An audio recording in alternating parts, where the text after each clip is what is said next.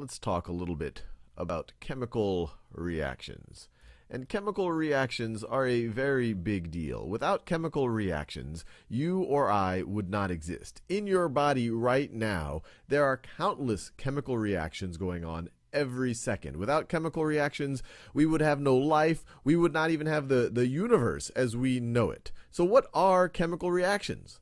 Well, they're any time that you have bonds being formed or broken between atoms or molecules. So what are we talking about there?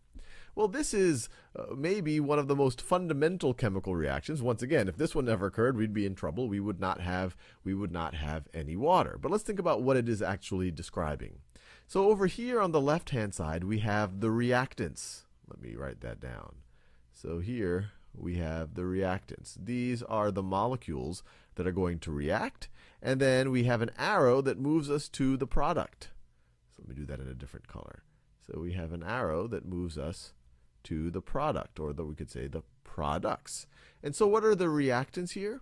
Well, we have molecular hydrogen and we have molecular oxygen. Now, why did I say molecular hydrogen? Because molecular hydrogen, which is the state that you would typically find hydrogen in if you just have it by itself, is actually made up of two hydrogen atoms. You see it right over here. 1, 2 hydrogen atoms. And what we have, in order to have this reaction, you don't just need one molecular hydrogen and one molecule of hydrogen, one molecule of oxygen. For this reaction to happen, you actually have 2 molecules of molecular hydrogen. So this is actually made up of 4 hydrogen atoms. So let me make this clear.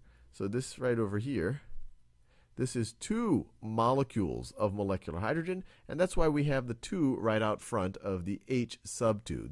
This little subscript 2 tells us there's 2 of the hydrogen atoms in this molecule, and then this big white 2 that we have right over here, that tells us that we're dealing with 2 of those molecules for this reaction to happen, that we need 2 of these molecules for every molecule of molecular oxygen. And molecular oxygen, once again, this is composed of 2 oxygen atoms. 1, 2. So under the right conditions, so you need a little bit of energy to make this happen.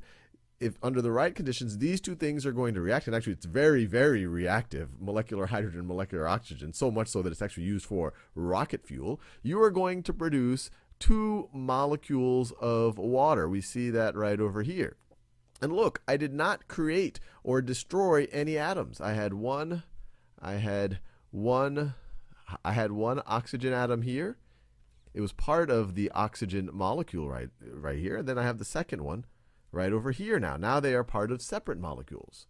I had 1, 2, 3, 4 hydrogens. I now have 1, 2, 3, 4 hydrogens, just like that. And actually this produces so we could say some energy, and I'm being inexact right over here, some energy.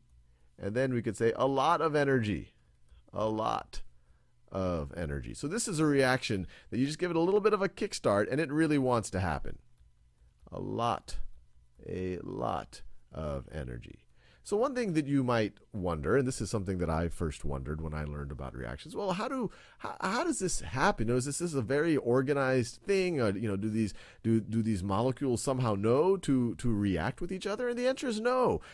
Chemistry is an incredibly messy thing. You have these things bouncing around. They have energy.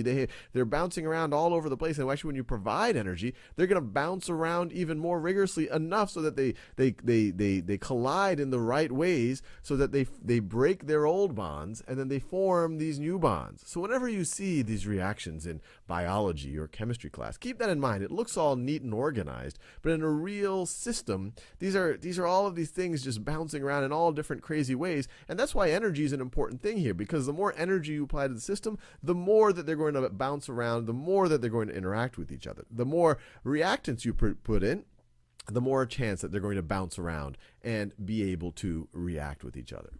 Now, I'm going to introduce another word that you're going to see in chemistry a lot. This water, these 2, we have 2 water molecules here.